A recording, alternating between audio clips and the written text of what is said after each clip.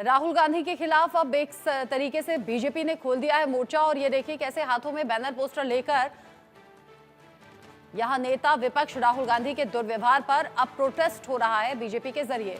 जिस तरीके से कल धक्का मुक्की हुई, प्रताप सारंगी जो कि बीजेपी के सांसद हैं, चोट उन्हें लग गई, हॉस्पिटल भर्ती कराया गया। ऐसे में आज बीजेपी ने यह बड़ा मुद्दा उठाया है और संसद परिसर में गांधी प्रतिमा के सामने ये प्रदर्शन जोर पकड़ रहा है।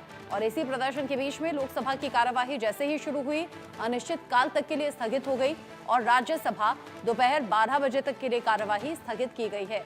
बीजेपी के सांसद धक्का मुक्की में जख्मी हुए हैं और इसीलिए बीजेपी अब इस मुद्दे को भुना रही है और प्रदर्शन कर रही है, मांग कर रही है नेता प्रतिपक्ष के खिलाफ एक्शन हो। कल एफआईआर भी दर्ज कराई गई है राहुल गांधी के खिलाफ।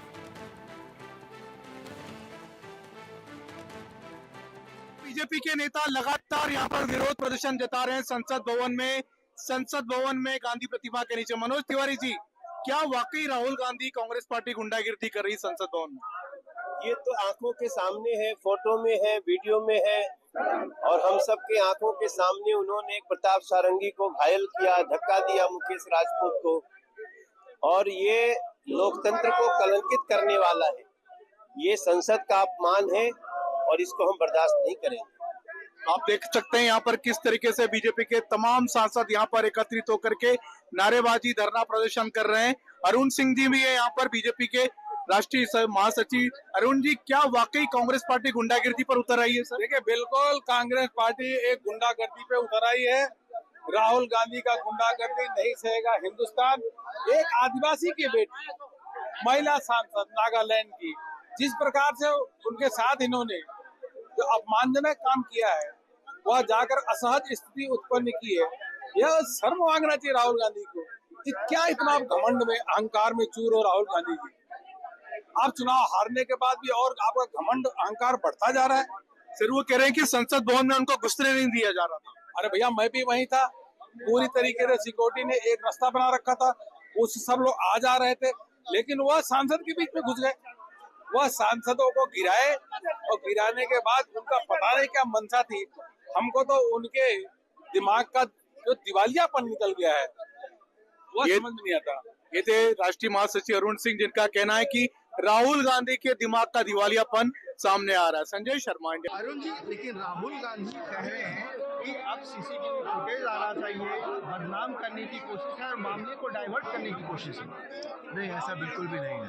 राहुल गांधी का जिस तरह से वॉक कर रहे थे, उनकी जो बॉडी लैंग्वेज थी उसमें बहुत ज़्यादा टाइट, ऐसा नहीं है कि उनके साथ कुछ भी हुआ है। जो भी कुछ हुआ है, जिस तरह से उन्होंने व्यवहार किया, उसके लिए उनको माफी मांगी। और विपक्ष का जो रवैया है ओवरऑल राहुल गांधी जी के नेतृत्व में, ये बिल्कुल ठीक नहीं है। हम यहाँ संसद होनी चाहिए कंस्ट्रक्टिव पॉलिटिक्स के लिए। संसद के प्रेरणा स्तर पर बीजेपी सांसद हो या एलजेपी के सांसद हो, तमाम एनडीए घटक दल प्रोटेस्ट कर रहे हैं। जिस प्रकार से कल आदिवासी महिला का अपमान हुआ है संसद में, एक आदिवासी महिला ने चेयरमैन से शिकायत भी की है। हमारे साथ अरुण भारती है, अरुण गोविल जी है, कमलजीत शेरावत है, सबसे बात करेंगे। हमारा संविधान अंबेडकर जी की देन है और इस देश की जनता की देन है और हमारी आज़ादी की लड़ाई की देन है, और उनका इस तरह से अपमान हिंदुस्तान नहीं सहेगा। राहुल जी के